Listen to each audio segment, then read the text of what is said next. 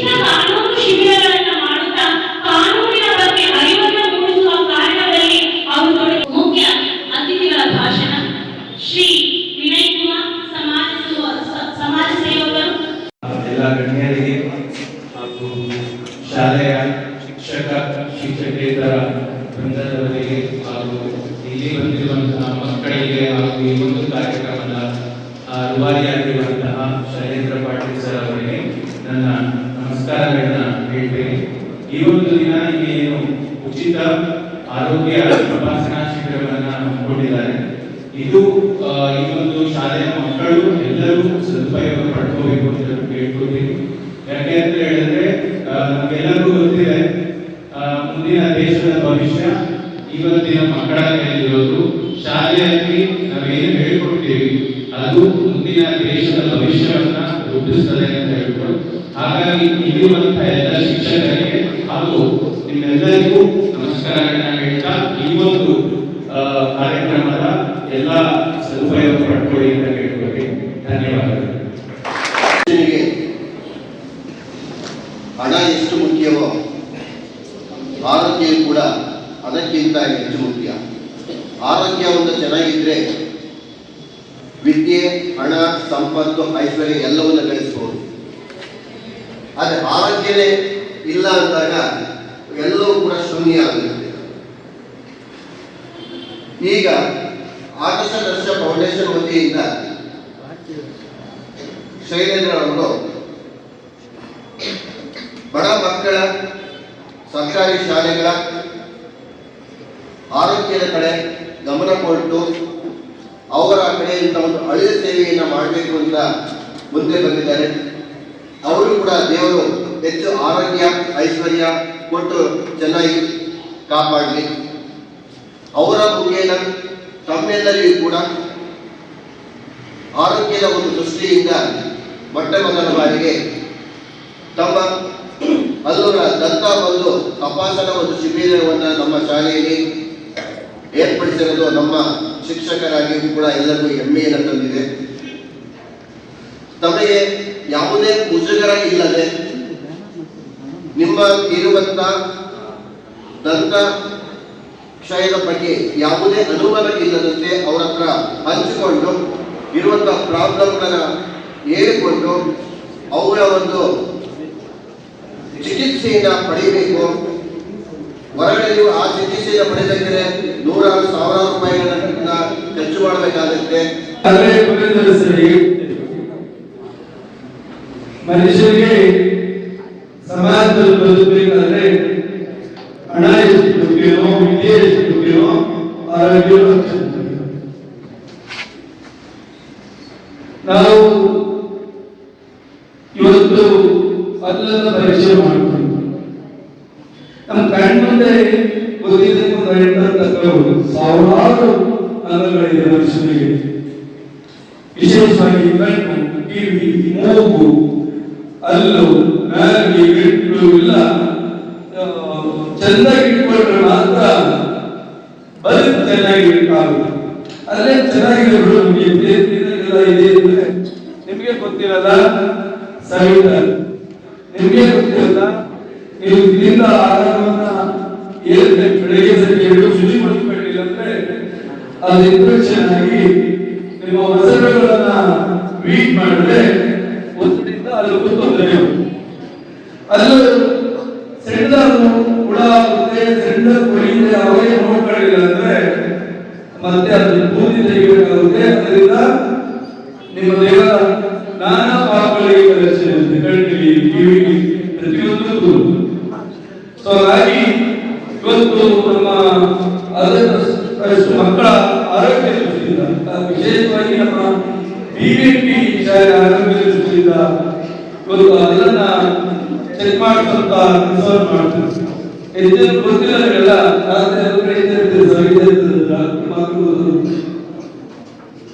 ಅದಕ್ಕೆ ನಿಮಗೆ ಕ್ಲಿಪ್ ಕೊಡೋದು, ಇಲ್ಲ ಮೆಡಿಸಿನ್ ಕೊಡೋದು, ಇಲ್ಲ ನಿಮಗೆ ಸೂಕ್ತವಾದ ಮಾರ್ಗದರ್ಶನ ಕೊಡೋದು. ನಮ್ಗೆಲ್ಲ ಚೆನ್ನಾಗಿ ತೋರಿಸ್ಕೊಳ್ಳೋದು ಇಲ್ಲ, ಎಲ್ಲ ಚೆನ್ನಾಗಿ ತೋರಿಸ್ಕೋಬೇಕು. ಅದು ಪೂರ್ತಿ ಆರೋಗ್ಯ ತೋರಿಸ್ಕೊಳ್ಳೋದು ಸರಿ ಮಾಡ್ಕೊಳ್ಳೋದು ಕಷ್ಟ ಆಗ್ತದೆ. ಹುಡುಗರು ಅಷ್ಟೇ ಬಹಳ ತಿಂಡಿ ಆಗ್ತಾರೆ ತಿಂಗಳಲ್ಲಿ.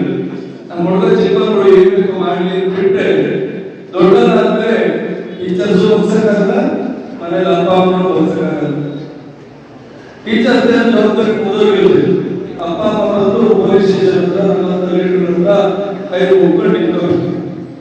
ಹಾಗಾಗಿ ಯಾವುದಷ್ಟೇ ಮಕ್ಕಳು ಚಿಕ್ಕದಾಗಿ ನೋಡ್ಕೋಬೇಕು, ಆರೋಗ್ಯ ಚಿಕ್ಕದಾಗಿ ನೋಡ್ಕೋಬೇಕು.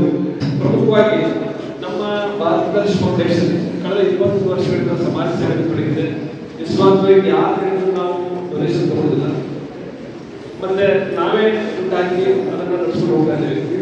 ಯಾವುದೇ ಕಳಂಕ ರಹಿತವಾಗಿ ಕೆಲಸ ಮಾಡ್ಕೊಂಡು ಹೋಗ್ತಾ ಇದ್ದೀವಿ. ಈಗ ಪ್ರಮುಖವಾಗಿ ಈಗಾಗಲೇ ನಾರಾಯಣಸ್ವಾಮಿ ಸರ್ ಹೇಳಿದಾಗೆ ನಾವು ಆಲೋಚನೆ ಮಾಡಿದ್ವಿ. ಒಂದು ಆಂಬ್ಯುಲೆನ್ಸ್ ಅನ್ನ, ಒಂದು ಸುಸೈಡಿದವರ ಆಂಬ್ಯುಲೆನ್ಸ್, ಅದು ವೆಂಟಿಲೇಟರ್ ಇಲ್ಲದ ಆಂಬ್ಯುಲೆನ್ಸ್ ಮಾಡಿದ್ವಿ. ಆ ಟೈಮ್ ಅದಕ್ಕೆ ಮೊದಲೇ ಅದು ಇಂಡಿಯಾ ಇಂಟರ್ನ್ಯಾಷನಲ್ ಸೊಲ್ಯೂಷನ್ ಅವ್ರು ಬಾಲಾಗಿತ್ತು. ಅವ್ರು ವೆಂಟಿಲೇಟರ್ ವರ್ಷ ಕೊಡಿ ಅಂತ ಕೇಳಲಿಕ್ಕೆ ಕೊಡೋಕ್ಕಾಗಿಲ್ಲ. ತುಂಬಾ ದಿನಗಳಲ್ಲಿ ಇನ್ನು ಒಂದು 20 ಆಂಬ್ಯುಲೆನ್ಸ್ ಕೊಡಬೇಕಂತ ವಿಚಾರ ಇದೆ. ಆ 20 ಆಂಬ್ಯುಲೆನ್ಸ್ ನಾನು ಸಮಾಜದ ಬೇರೆ ಸ್ಥಳಕ್ಕೆ ಕೊಡ್ತೇನೆ. ಸೊ ಇವತ್ತಿನ ಮೇಂಟೈನ್ ಮಾಡೋದು 2 ಲಕ್ಷ ಬಗ್ಗೆ 2 ಲಕ್ಷ ಹೌದು ಹುಡುಗರಿಗೆ ಕೊಡ್ತೀವಿ ನಾವು. ಇವತ್ತಿನ ಪ್ರಮುಖ ವಿಷಯ ಆಗ್ತದೆ ಕೇಳಿ ದಂತ ವಿದ್ಯಾಲಯಗಳು ಅಲ್ಲಿಂದ ಕೆಲಸ ತಂಡ ಹೋಗಿಲ್ಲ. ಅವ್ರ ಸಹಯೋಗದಲ್ಲಿ ನಾವು ಒಂದು ಕಾರ್ಯಕ್ರಮವನ್ನು ಸ್ಟಾರ್ಟ್ ಮಾಡಿದ್ದೇವೆ. ಮತ್ತು ನಮ್ಮೊಂದಿಗೆ ಸಾಹಿತ್ಯ ಕಾಲೇಜಿಂದ ನಮ್ಮ ಒಂದು 14 ಜನ ವಿದ್ಯಾರ್ಥಿಗಳಿಂದ ಅವರು ಬೆಂಗಳೂರಲ್ಲಿ ಇರ್ತಾರೆ. ಮುಂದೆ ಎಲ್ಲ ಕೆಲಸಗಳಲ್ಲಿ ಸಾಹಿತ್ಯ ಕಾಲೇಜು ಕೈ ಇವತ್ತು ನಾವು ಈ ಒಂದು ಸಮಾಜದಲ್ಲಿ ನಮ್ಮ ಆರೋಗ್ಯ ಬಹಳ ಮುಖ್ಯ. ನಿಮ್ಮ ಆರೋಗ್ಯ ಕಾಪಾಡಬೇಕಂದ್ರೆ ಹೊರಗಡೆ ಒಂದು ಸಿಟಿ ಹೋದರೆ 3,000 5,000 ಅದಕ್ಕೆ ಉಚಿತವಾಗಿ ತಪಾಸಣೆ ಮಾಡಿ, ಉಚಿತವಾಗಿ ಟ್ರೀಟ್ಮೆಂಟ್ ಮಾಡಿ, ಕಡಿಮೆ ಇದರಲ್ಲಿ ನೋಡ್ಬೇಕಂತಂದ್ರೆ ಬಹಳ ವಿರಳ. ಆದ್ರೆ ಇವತ್ತಿನ ಒಂದು ಈ ಮೆಡಿಕಲ್ ಕ್ಯಾಂಪ್ ನೀವು ಉಪಯೋಗ ಮಾಡ್ಕೋಬೇಕು. ಮೊದಲನೇ ಪಾಯಿಂಟ್.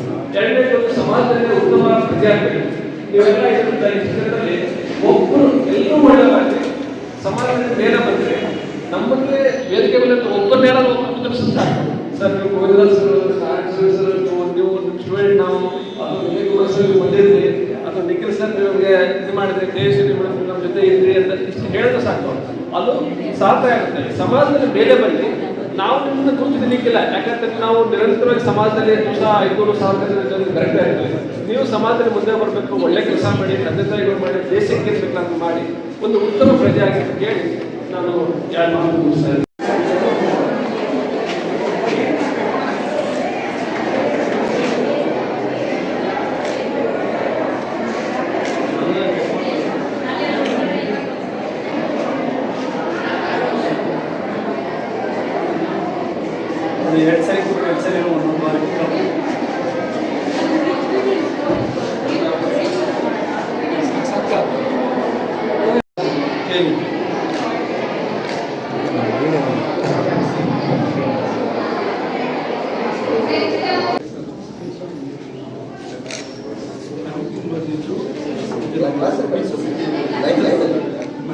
ಮತ್ತು ನಮ್ಮ ಲಗ್ಗೆರೆ BB ಶಾಲೆಯಲ್ಲಿ ವಿದ್ಯಾರ್ಥಿಗಳಿಗೆ ಡೆಂಟಲ್ ಒಂದು ಶಿಬಿರ ಮತ್ತು ತೊಂದರೆ ಇದ್ದಂಥ ಮಕ್ಕಳಿಗೆ ಚಿಕಿತ್ಸೆ ಕೊಡ್ತಕ್ಕಂಥ ಕೆಲಸವನ್ನು KLE ಡೆಂಟಲ್ ಆಸ್ಪತ್ರೆ ಮತ್ತು ನಮ್ಮ ಸ್ನೇಹಿತರು ಸೇರಿ ಮಾಡಿದ್ದಾರೆ.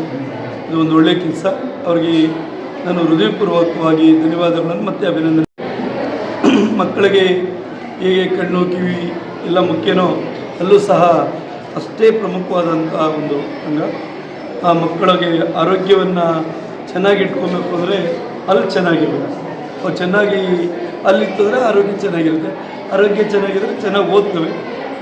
ಚೆನ್ನಾಗಿ ಓದೋದು ಅಂದರೆ ನಿಜವಾಗಲೂ ಆ ಮಕ್ಕಳಿಗೆ ದೇಶದ ಆಸ್ತಿ ಆಗ್ತವೆ.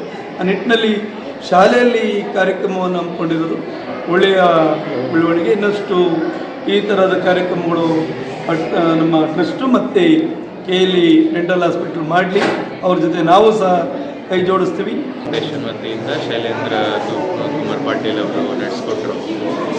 ಇದು ಸ್ಟೂಡೆಂಟ್ಸಿಗೆ ಬೇಕಾಗಿರುವಂಥದ್ದು. ಯಾಕೆ ಅಂತ ಹೇಳಿದ್ರೆ ಸರ್ಕಾರಿ ಮಕ್ಕಳು ಅಂತ ಹೇಳಿದ್ರೆ ಅಲ್ಲಿ ಶ್ರೀಮಂತರ ಮಕ್ಕಳು ಬರೋಲ್ಲ, ಅತಿ ಹೆಚ್ಚು ಬಡವರು ಬರೋವಂಥದ್ದು. ಅವರ ಒಂದು ಆರೋಗ್ಯದ ಬಗ್ಗೆ ಅಷ್ಟು ಕಾಳಜಿಯನ್ನು ವಹಿಸುವಂಥ ಪೇರೆಂಟ್ಸು ಅವ್ರಿಗೆ ಅಷ್ಟು ಕೊಡ್ತಾರೋ ಇಲ್ಲ ಗೊತ್ತಿಲ್ಲ ಇಂಪಾರ್ಟೆನ್ಸ್. ಬಟ್ ಆರೋಗ್ಯದ ಬಗ್ಗೆ ಶಿಕ್ಷಕರು ಮತ್ತು ಈ ರೀತಿಯ ಒಂದು NGOಗಳು ಅತಿ ಹೆಚ್ಚು ಗಮನ ಕೊಡಬೇಕಾಗತ್ತೆ. ಸರ್ಕಾರ ಮಾತ್ರ ಅಲ್ಲ, ಈ ರೀತಿ NGOಗಳು ಮತ್ತು ಹಾಗೂ ಇಂಡಿವಿಜುವಲ್ ಆಗಿ ಎಲ್ಲರೂ ಈ ಒಂದು ಬೆಟರ್ ಸೊಸೈಟಿಗೋಸ್ಕರ ವರ್ಕ್ ಮಾಡಬೇಕಾಗತ್ತೆ. ಅದಕ್ಕಾಗಿ ಇವತ್ತು ಈ ಒಂದು ಏನು ಪ್ರೋಗ್ರಾಮ್ ಮಾಡಿದ್ವಿ ಇದ್ರದ್ದೊಂದು ಎಲ್ಲ ಸ್ಟೂಡೆಂಟ್ಸು ಸದುಪಯೋಗ ಪಡಿಸ್ಕೊಂಡು ಮತ್ತು ಯೂಸ್ ಮಾಡ್ಕೊಳ್ಳಿ ಅಂತ ಕೇಳ್ಬೋದು.